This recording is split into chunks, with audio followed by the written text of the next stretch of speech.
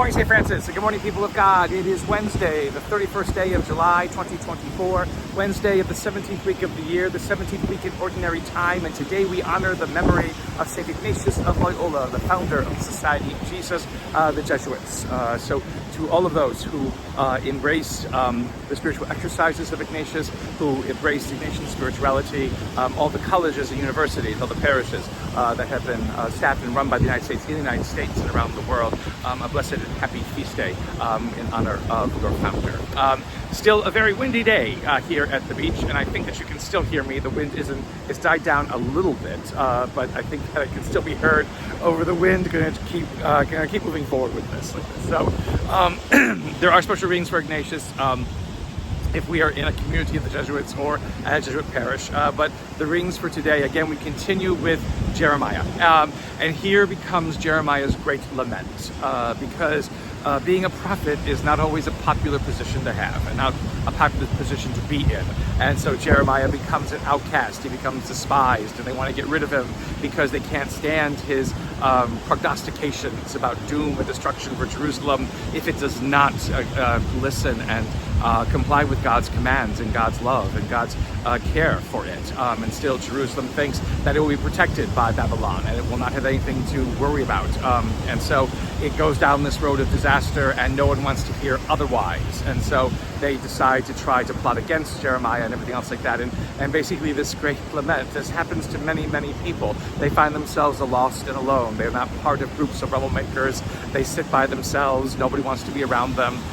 They are the abandoned in many ways the world sees. And Jeremiah calls upon God and says, why did you make this happen to me? Why did you lead me in this way? And God has to comfort Jeremiah. Again, God has to say, do not worry, do not fear, that your words will be heard, and that God will promise deliverance, because even in this midst of turmoil and sadness, God will provide always. Impossible to see sometimes with the pain, the suffering that we experience, and the hurts that we experience in our lives. Sometimes we just don't want to believe that God can help because we don't trust that God can help. Here Jeremiah's lament may ring loudly in many of our ears because of all the pain that Jeremiah felt, is a pain that we can feel also. But again, if we believe that God has created us, if we believe that God has given us something to live for and to live on, then it becomes the great burden and challenge upon us to trust that this God will always deliver, this God will never disappoint. Even as sad and as difficult as it seems at times to live in the world that we live in, to live the existence that we live in, trusting that God knows what God is doing, as God promises to Jeremiah and assures Jeremiah of, enables us to see the more that perhaps God has right in front of our faces, that God has in store for us. In the gospel today, in Matthew's gospel, we have again the two most familiar metaphors of the kingdom of God, like a treasure that one finds in a field and then buys the field so they can enjoy the treasure, or the pearl of great price that one finds and sells everything they have to be able to possess this pearl. Not much else is said about the kingdom of God other than these two metaphors of treasure and poor for pearl, but the idea is always that what it is that God has in store for us in this kingdom of God that is at hand, that is within us, is something that we'd be willing to give up everything for to be able to possess. And notice it's giving up everything basically that's financial. Giving up that great thing which in our modern world is that which we cannot live at all, that which we cannot live without, the thing that we need constantly. It matters financial.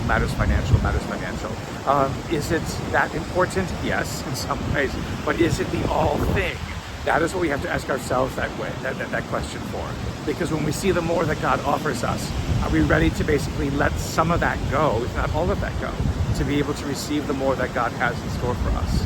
Again, it is finding those things that others cannot find and realizing how wonderful and great what we have found is believing that these things come from God, and that because of this, we are willing and able to do whatever it takes to be able to possess what it is that God gives to us. A blessed day, St. Francis and people of God. May the Lord give you his peace.